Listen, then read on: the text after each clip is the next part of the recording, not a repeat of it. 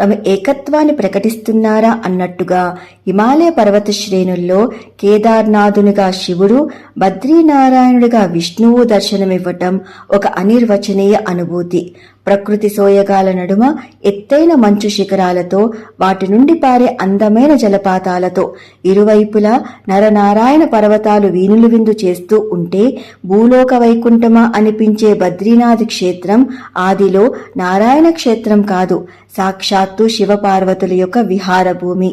మరి అది నారాయణ క్షేత్రం ఎలా అయిందో తెలుసుకుందామా? ఒకానొక సమయంలో వైకుంఠాధిపతి అయిన శ్రీ మహావిష్ణువుకి హిమాలయ పర్వత శ్రేణుల్లో శివపార్వతులకు ప్రీతిపాత్రమైన ఈ క్షేత్రం ఎంతగానో నచ్చి ఒక లీల చేయ సంకల్పించుకున్నారు. ఒకసారి పార్వతీ పరమేశ్వరులు అలకనందా నది ఒడ్డున ఏకాంతంలో విహరిస్తూ ఉండగా వారికి ఉన్నట్టుండి ఒక చంటి పిల్లవాడి ఏడుపు వినిపించింది. ఆ ధ్వనిని అనుసరిస్తూ వెళ్లి చూడగానే అక్కడ ఒక రాతిపై నీలమేఘ వర్ణంతో ముద్దులొలికే పసిబాలుడు ఏడుస్తూ కనిపించాడు. అంతే, ఆ జగజ్జనని యొక్క మాతృహృదయం ద్రవించి మరుక్షణమే ఆ చంటి పిల్లవాడిని ఒడిలోకి చేర్చుకుని ఆశ్రమానికి తీసుకుని వెళ్లి లాలిస్తూ నిద్రపుచ్చి అక్కడే పడుకోపెట్టి భర్తతో తిరిగి స్నానానికని వెళ్ళింది. తిరిగి వచ్చి చూసేసరికి ఆశ్రమం తలుపు లోపల నుంచి బంధించబడి ఎంత ప్రయత్నించినా తెరుచుకోలేదు.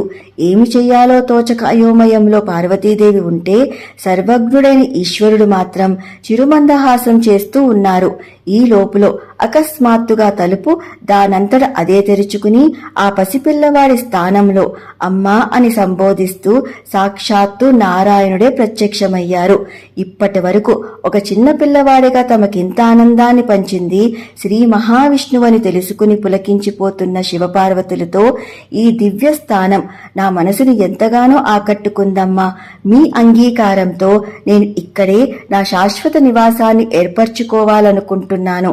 అంతేకాదు, మీరిరువురు ప్రతిరోజు సాయంత్రం ఇక్కడికి వచ్చి నాతో సమయం గడపాలి అని తన మనసులో కోరికను వ్యక్తపరిచారు స్వామి.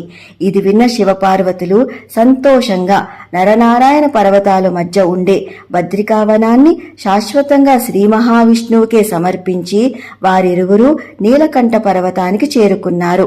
ఆనాటి నుండి సాక్షాత్తు శ్రీ మహావిష్ణువు బద్రీనారాయణుడిగా వెలసి భక్తుల చేత పూజలందుకుంటున్నారు. శ్రీ మహావిష్ణువు ఒక పసిపిల్లవాడిగా ఆనాడు ఏ రాతిపై దర్శనమిచ్చారో ఆ శిల లీలాడుంగి అని పేరుతో నేటికి బద్రీనాథ్ సమీపంలో మీరు దర్శించుకోవచ్చు. సర్వం హరిహర చరణార విందార్పణమస్తు. స్వస్తి. Please do like, share and subscribe.